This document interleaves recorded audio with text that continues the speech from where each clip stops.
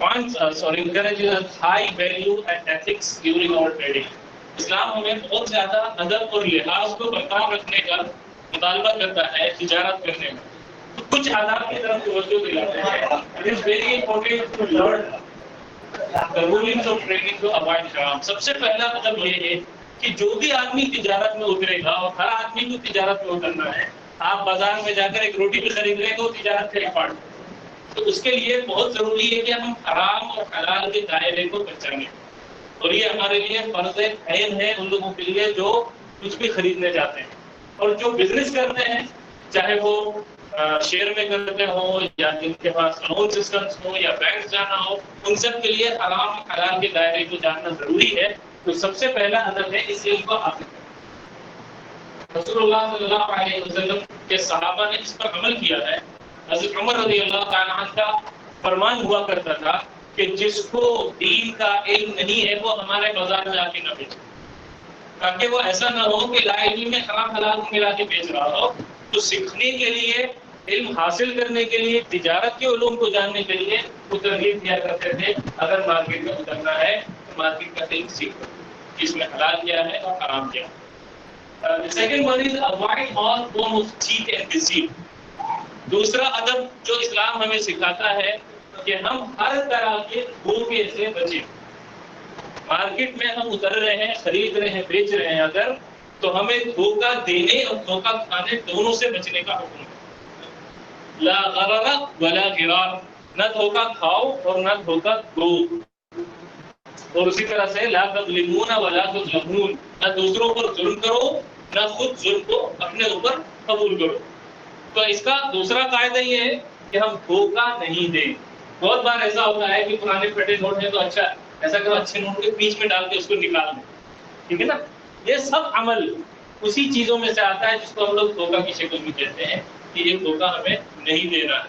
یہ اچھی چیزوں کو سامنے رکھ کے خراب چیزوں کو بیچ دیا، دکھایا کچھ اور کچھ اور لیا. یہ ساری چیزیں شریعت میں جائز نہیں ہے اور الگ الگ درجے میں ہے جس کی تفصیلات. Avoid unnecessary loans, avoid unnecessary oaths and قسم. جب مارکیٹ میں لوگ خریدتے اور بیچتے ہیں تو قسم بالکل زبان پر ہوتی ہے. تو اس میں دو غلطیاں بہت عام ہیں. پہلی غلطی کہ اللہ کے علاوہ کسی اور پر قسم کھانا. مسلمانوں کے لیے اللہ کے علاوہ کسی اور پر قسم کھانا جائز نہیں ہے، بلکہ حدیث میں ہے رسول اللہ صلی اللہ علیہ وسلم نے فرمایا من حلف بغیر اللہ فقد کفر واشرک، جس نے اللہ کے علاوہ کسی اور پر قسم کھایا تو اس نے کفر یا شرک کیا. اور اکثر ہوتا ہے روزی کی قسم، اولاد کی قسم، تیری قسم، میری قسم، یہ تو زبان پہ چڑھی ہوئی ہے لوگوں کے، اور اس سے نہایت بچنا ضروری ہے. اور بازار میں اکثر قسم کھاتے وقت آدمی جھوٹے قسم کھا جاتا ہے، کہہ رہے میں نے اتنے کا لیا تھا. بیچنے والا تو بولتا ہے کہ ہم نے قسم کھا کے بتاتا ہوں اتنے کا فائدہ ہو رہا ہے یا اتنے کا نقصان ہو رہا ہے. لیکن کئی بار خریدار بھی جھوٹے قسم کھا جاتا ہے کہ ہم قسم سے پیچھے اتنے کا مل رہا ہے، میں وہاں سے چھوڑ کر تمہارے پاس آیا ہوں، اور اس طرح کے قسم کھا لیتے ہیں اور انجانے میں یا بے دھیانی میں گناہوں میں مرتکب ہوتے چلے جاتے ہیں. تو مارکیٹ میں خرید و فروخت میں اس چیز پر لحاظ رکھا جائے کہ جھوٹ اور جھوٹی قسم دونوں سے بچا جائے.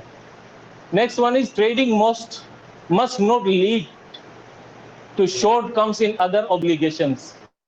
تجارت کا مطلب ہرگز یہ نہیں ہے کہ ہم باقی ذمہ داری میں کوتاہی کر بیٹھے، چاہے وہ ذمہ داری اللہ سے تعلق رکھتی ہو نماز اور فرائض کے سلسلے میں، یا اس کا تعلق حقوق العباد سے ہو کہ تجارت کرنے میں اتنے مصروف ہو گئے کہ ماں باپ کا حق نہیں ادا ہوا، رشتہ داروں کا حق نہیں ادا ہوا، صلہ رحمی نہیں ہوئی.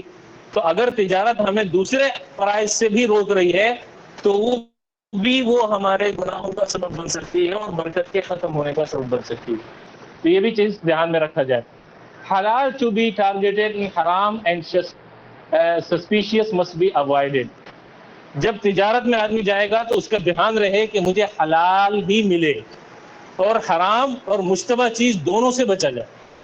اللہ کے رسول صلی اللہ علیہ وسلم نے فرمایا ان الحلال بین وان الحرام بین وبینہما امور مشتبہات لا یعلمہن کثیر من الناس. حلال بالکل واضح ہے، حرام بالکل واضح ہے، اور ان دونوں کے بیچ میں مشتبہ چیزیں ہیں جس کو زیادہ تر لوگ نہیں جانتے. ٹھیک ہے، یہاں تک بات واضح ہے.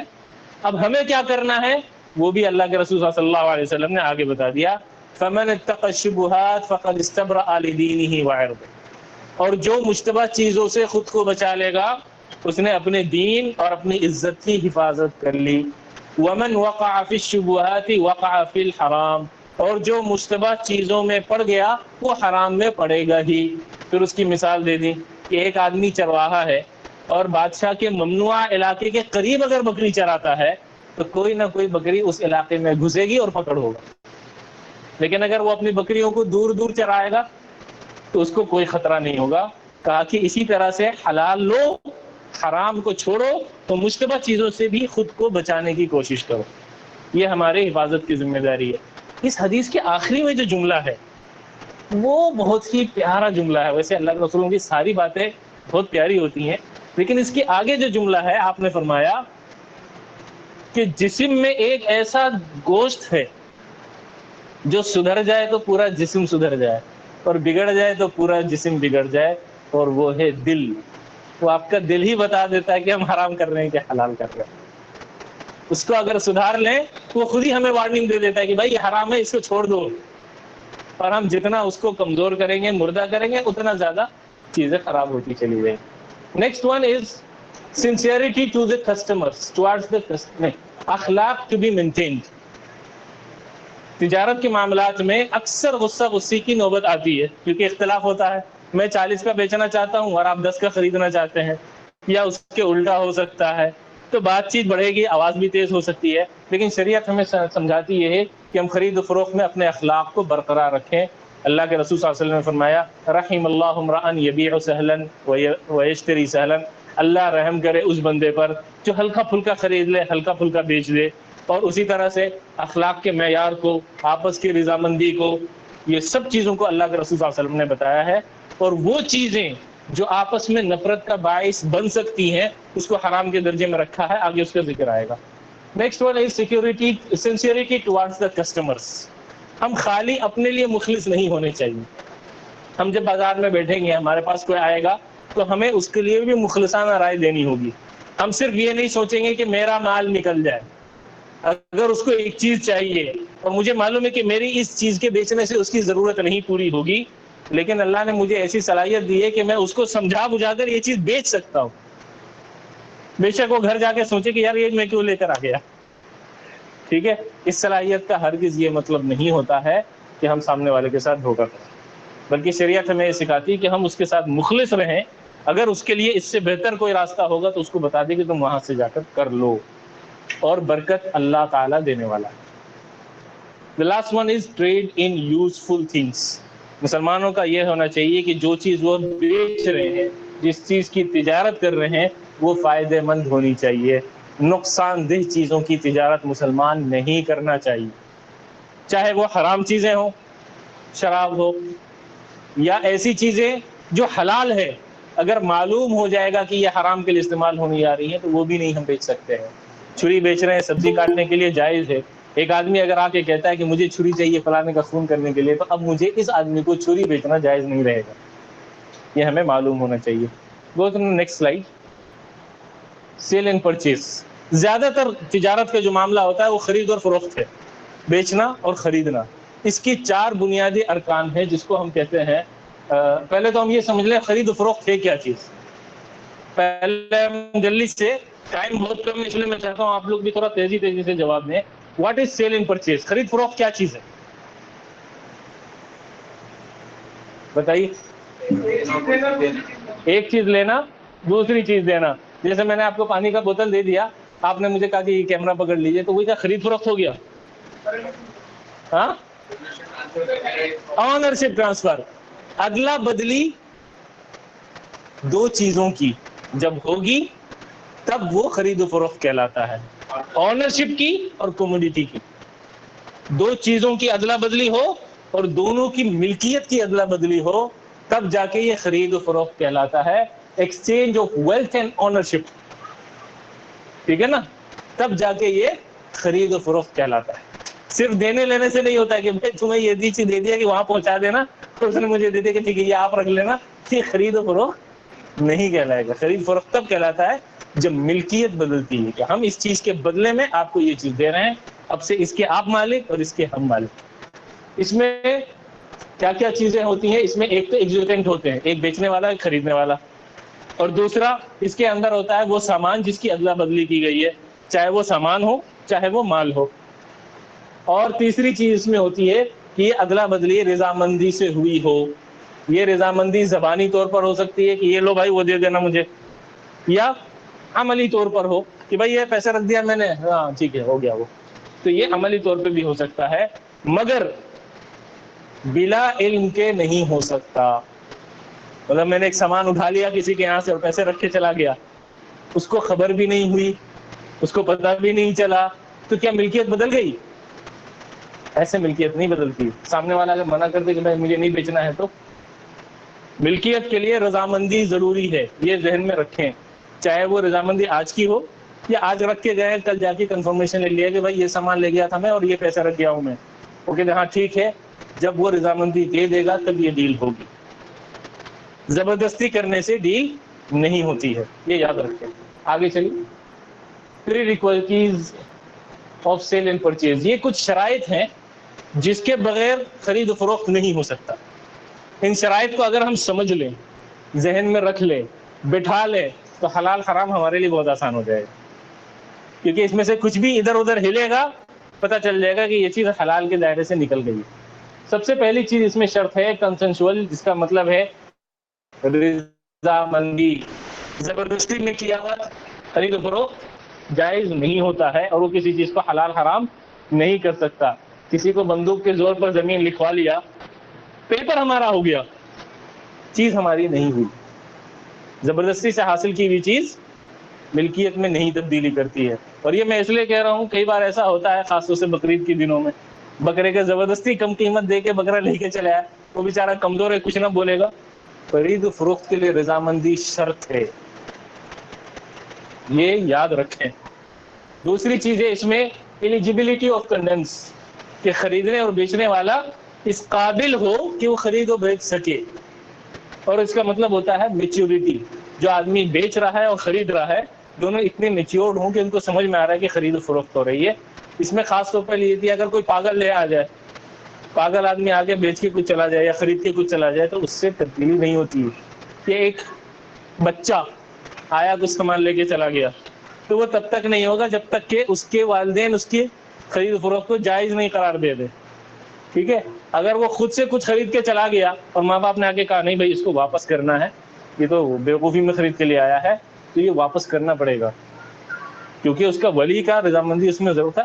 ہم چھوٹے بچے کی بات کر رہے ہیں جس کے اندر ابھی عقل نہیں آئی، ٹھیک ہے، لیکن اس میں قابلیت ہونی چاہیے خرید و فروخت کی۔ تیسری چیز ہے the commodity must be حلال، جس چیز کو خریدا یا بیچا جا رہا ہے وہ حلال ہونی چاہیے، حرام چیز کا بیچنا اور خریدنا جائز نہیں ہے۔ اور اس میں ایک بہت اہم حدیث ہے کہ پروفیٹ صلی اللہ علیہ وسلم سے اللہ cursed the Jews, Allah forbade them fat so they sold it and ate its price، کہ اللہ تعالیٰ نے لعنت دی یہودیوں کے اوپر، کیونکہ اللہ نے ان پر چربی حرام کر دی تھی، تو انہوں نے کیا کیا، چربی بیچ لی اور اس کے مال کو کھا لیا۔ تو اگر شریعت کسی چیز کو حرام کرتی ہے تو اس کی قیمت بھی حرام ہوتی ہے، ایسا نہیں کہ اس کا کھانا حرام ہے اس کا بیچنا حلال ہے۔ اور یہ خاص طور پہ اس لیے ذکر کر رہے ہیں کہ مارکیٹ میں مردہ جانور حرام ہے، لیکن مردے جانور کو بیچ کے کھایا جائے گا تو وہ مال حلال نہیں ہوتا ہے۔ یہ دھیان رکھنے کی ضرورت ہے، اور اس میں بہت احتیاط بھی کرنے کی ضرورت ہے، ٹھیک ہے؟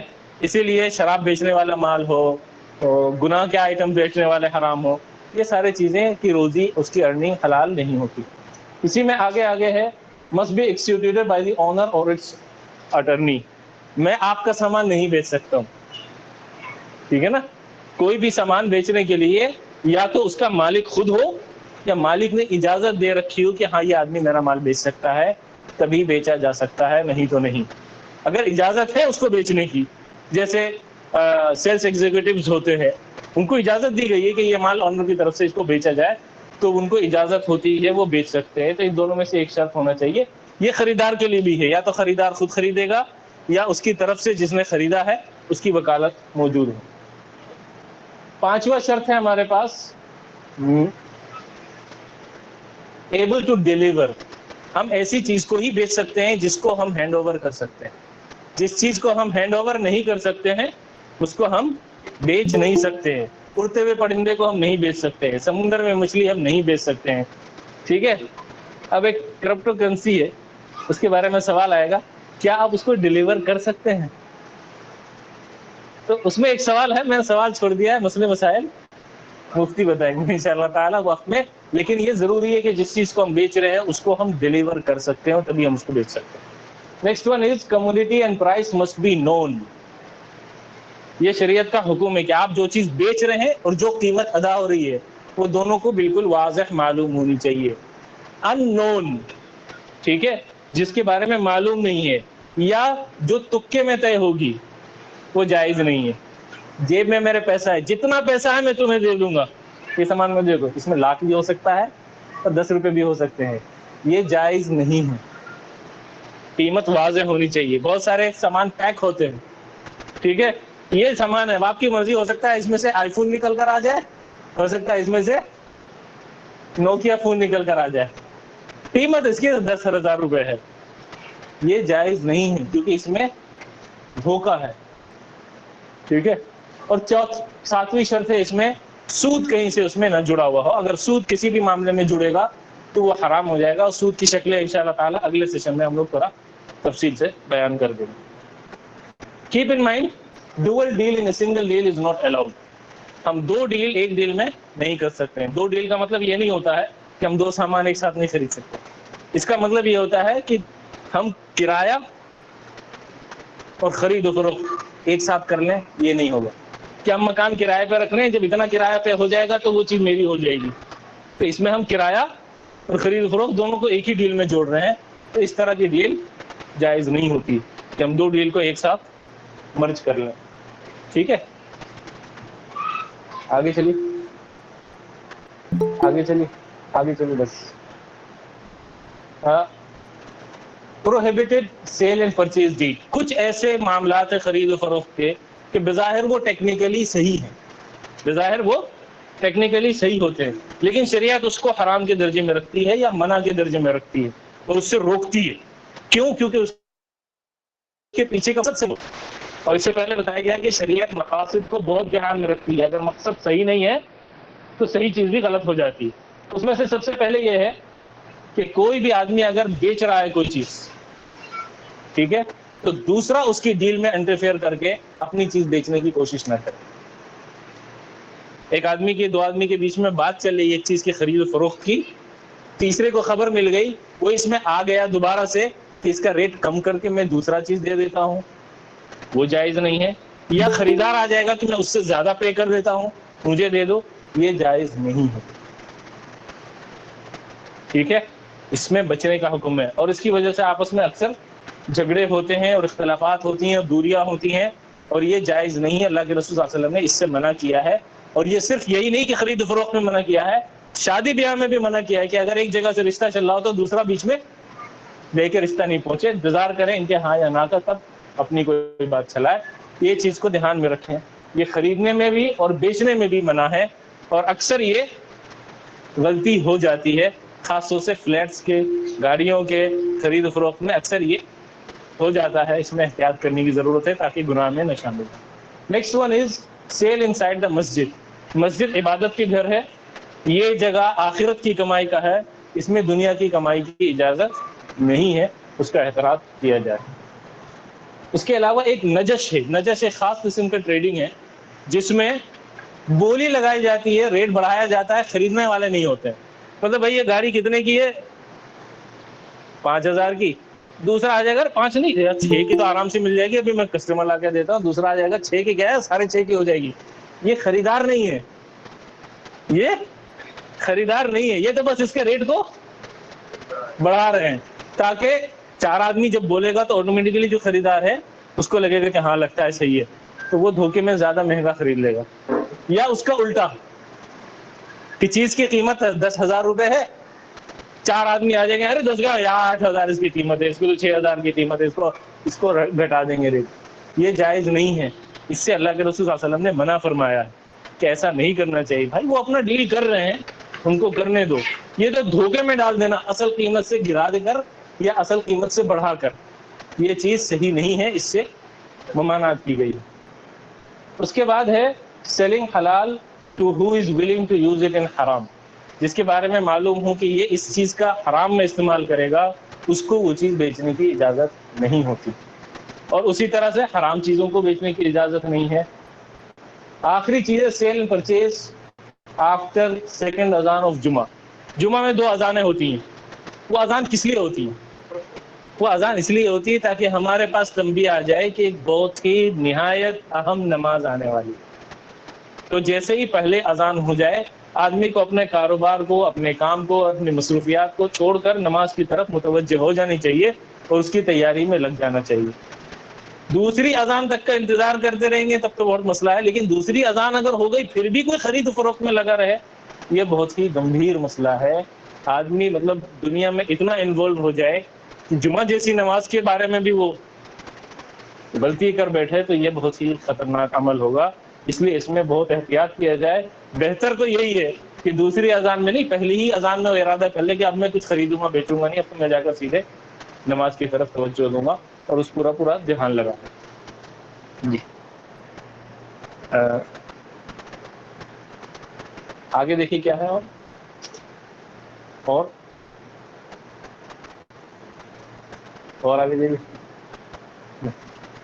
چلیے بیک لے لیجیے.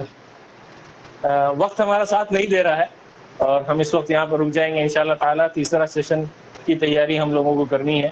جو لوگ بھی یہاں پر موجود رہے ہیں انہوں نے امید ہے کہ اٹینڈنس اپنی لگا لی ہے. جی اٹینڈنس پیپر شیٹ چل رہی ہوگی, ٹھیک ہے. اور کتنے بجے کا ہمارا سیکنڈ سیشن؟ 12:30 کا تھا نا, 45 کا. پھر ہم تھوڑا اور چل سکتے ہیں, واپس لے لیجیے. ریٹرن آپشن شریعت میں اس میں ایک چیز کہا جاتا ہے خیار. خیار کا مطلب ہوتا ہے آپشن یا چوائس. کب تک ہمارے ہاتھ میں یہ آپشن ہے کہ ہم ڈیل کو کینسل کر سکیں یا جو چیز ہم نے لی ہے اس کو ہم واپس کر سکتے ہیں. تو شریعت اس کے 2-3 قاعدے بتاتی ہے. اس قاعدے کے علاوہ مرضی اپنی نہیں چلتی ہے, پھر دونوں کی طرف کی مرضی چلے گی.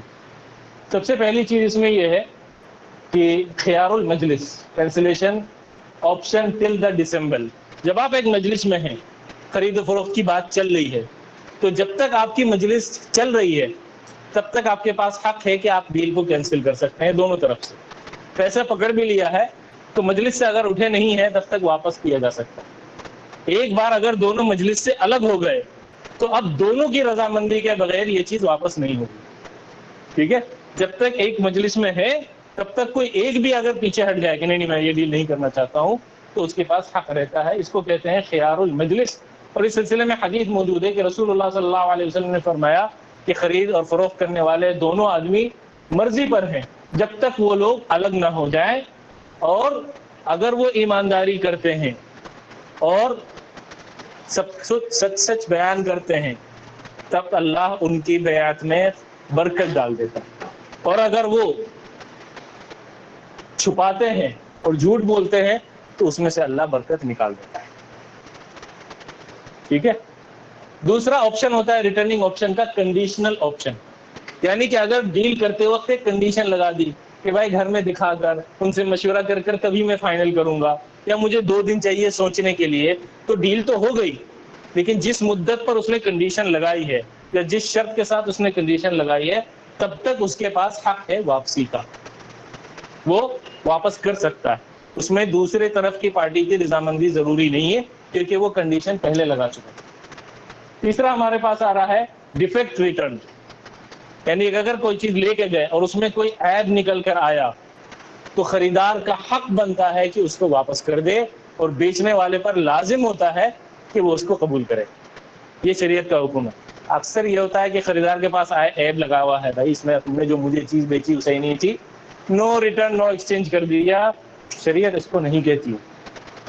شریعت کہتی ہے اگر عیب تھا, آپ نے جب بیچا تھا اس وقت عیب تھا, تو آپ کا حق بنتا ہے کہ آپ اس چیز کے بدلے میں اس کو قیمت یا اس کا بدل ادا کریں. اور مسلمانوں کے وقت میں یہ چیز بہت ہی جو آہستہ آہستہ ختم ہوتی جا رہی ہے. اور میری درخواست ہے کہ یہ چیز دوبارہ سے واپس لوٹ آئے کہ اگر کوئی غلطی ہے، کوئی خامی رہی سامان میں، تو اس کو واپس ہو جانا چاہیے اور اس میں کوئی حرج نہیں ہے. اور اسی طرح سے ایک ڈسپشن کا ریٹ، یعنی کہ جو سامان دیا اس کی قیمت میں دھوکہ ہو گیا. مارکیٹ میں چیز 50 کی تھی، مجھے بیوقوف سمجھ کے اس نے 150 روپے میں بیچ دیا، تو اس کا حق بنتا ہے کہ واقعی بولے کہ نہیں، یہ چیز 50 کی تھی، آپ نے مجھے دھوکہ دے کر 150 میں بیچا ہے، تو اس کو واپس کرنے کا حق وہ رکھتا ہے شریعت کے قانون کے حساب سے. اور اسی طرح سے ایک ہے فراڈ ریٹرن. اگر کوئی چیز کو زبردستی چمکا کے بیچا گیا ہے اور بعد میں لے جانے کے بعد پتہ چلا کہ یہ چمکائی گئی چیز تھی، تو اس کا حق بنتا ہے کہ اس کو واپس کر دے.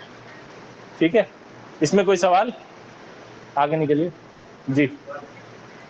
کچھ خریدار ایسے ہوتے ہیں کہ اگر اس میں ڈیفیکٹ آئے، دقت آئی، تو میں ریٹرن نہیں کروں گا، ایکسچینج کر دوں گا. ایک ہی بات ہے، اگر وہ قبول کر رہا ہے نا، واپسی کی اجازت دے رہا ہے، اس کی جگہ دوسرا دے گا، وہ کر سکتا ہے وہ. لیکن اگر ایپ کی وجہ سے ہوا ہے تب تو ایپ کا بدل کرنا اس کے اوپر لازم ہے. ٹھیک ہے، اور چاہے تو وہ پیسے واپس کر دے، چاہے تو وہ چیز بدل کے اس کو چیز دے. خریدار کے اوپر یہ مطلب نہیں، خریدار کے اوپر یہ نہیں ہوگا کہ نہیں، تم کو واپس ہی لینا پڑے گا، سوائے اس کے کہ اگر اس نے اس کا کام نکل گیا ہے تو پھر وہ واپس بھی کروا سکتا ہے. جی. نیکسٹ ہمارے پاس ہے ریٹرن آپشن. یہ ریٹرن آپشن کا ذکر ہے سیلر کے لیے. ٹھیک ہے، ایک تو کہ خرید فروخت صحیح سے ہوئی، آدمی گھر لے کے سامان چلا گیا، گھر میں جانے کے بعد اس نے دیکھا کہ یہ سامان آلریڈی کوئی دوسرا لا چکا تھا، یہ میری اب اس میں سے ضرورت ختم ہو گئی ہے، یا میرے اب یہ کام کی نہیں ہے.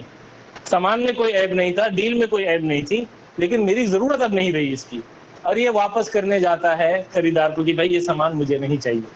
خریدار کو شریعت حق دیتی ہے، بیچنے والے کو شریعت یہ حق دیتی ہے کہ وہ منع کر دے کہ ہم نے ڈیل صحیح کیا ہے، ہم یہ چیز واپس نہیں دیں.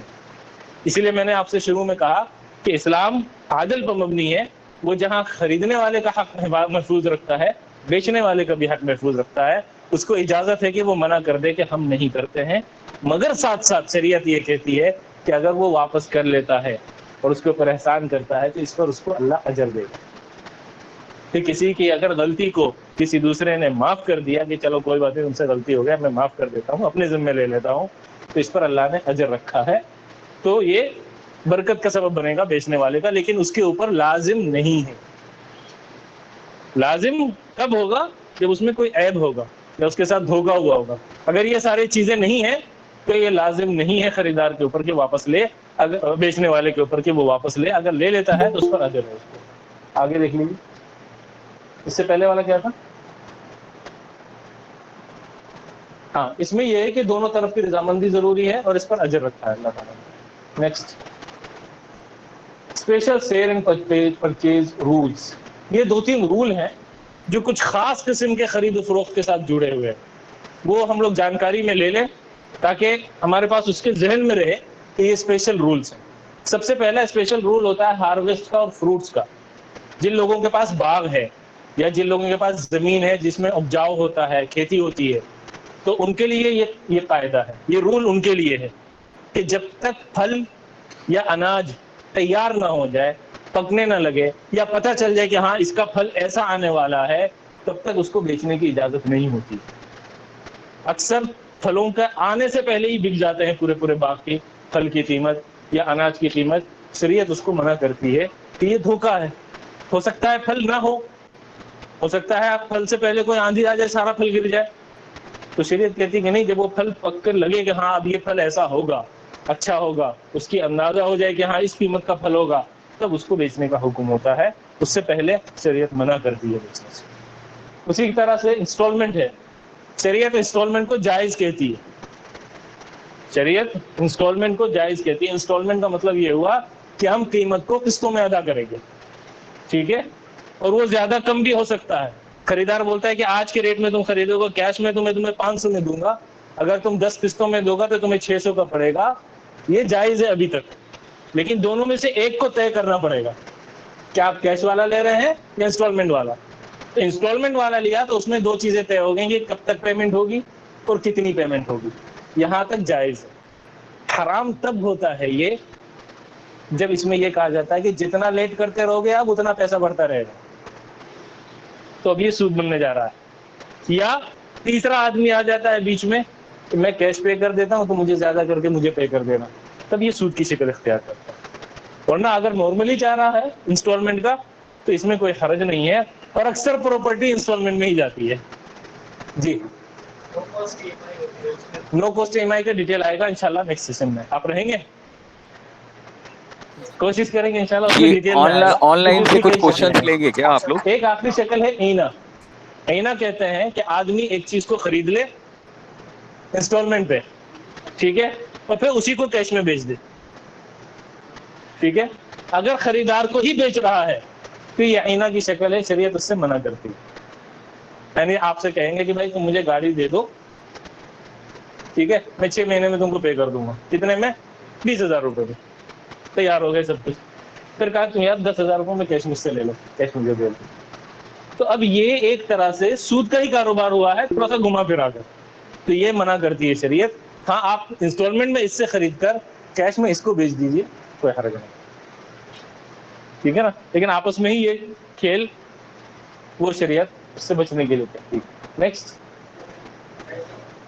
جی ٹائم، ٹھیک، جزاک اللہ خیر، آپ نے دھیان دیا۔ انشاءاللہ آگے کے چیپٹرز جو ہیں وہ ہم لوگ نماز کے بعد پورا کریں گے۔ آپ لوگوں سے درخواست ہے اپنے گھر میں جا کر کھانا کھا لیں، نماز سے فارغ ہو جائیں، نماز کے بعد انشاءاللہ 2:15 بجے شارپ ہم لوگ دوبارہ سے اس سیشن کو آگے لے کے چلیں گے۔ اس میں خاص طور پہ سود کے بارے میں بھی بات آنے والی ہے، اور کچھ مہمان بھی انشاءاللہ تعالی شامل ہونے والے ہیں۔ تب تک کے لیے سبحانک اللہم و بحمدک، نشہد ان لا الہ الا انت۔ جی ابھی میری درخواست یہ ہے کہ ہمارے پاس جو کچھ خاص مہمان تشریف آور ہیں، ہم ان کی عزت افزائی کریں گے۔ ہم درخواست کرتا ہوں امام صاحب سے کہ وہ تھوڑا تشریف لے کر آ جائیں، اور ہمارے انکل جناب واسق صاحب آپ بھی تشریف لے آئیے، ان کا شیلڈ ان کو دے دیجیے۔ جی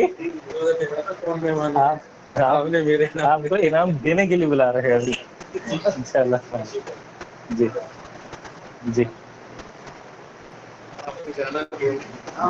جی جی جزاک اللہ خیر، بہت بہت شکریہ۔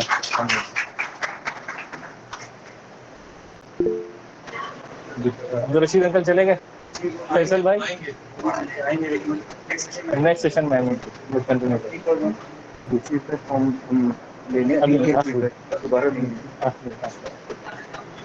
پروگرام کا فیڈ بیک بھی انشاءاللہ نیکسٹ سیشن میں لیں گے۔ آپ لوگوں سے درخواست یہ ہے کہ آپ لوگ تھوڑا تکلیف اٹھا کر آج آ جائیں 2:15 کے بعد انشاءاللہ۔ بہت ضروری باتیں ہیں جو رہ گئی ہیں، آگے آپ لوگ کے سامنے انشاءاللہ ہوگی۔ جزاکم اللہ خیر۔ نماز کے بعد انشاءاللہ پھر ملاقات ہوتی ہے۔ سبحانک اللہم و بحمدک، نشہد ان لا الہ الا انت، نستغفرک و نتوب الیک۔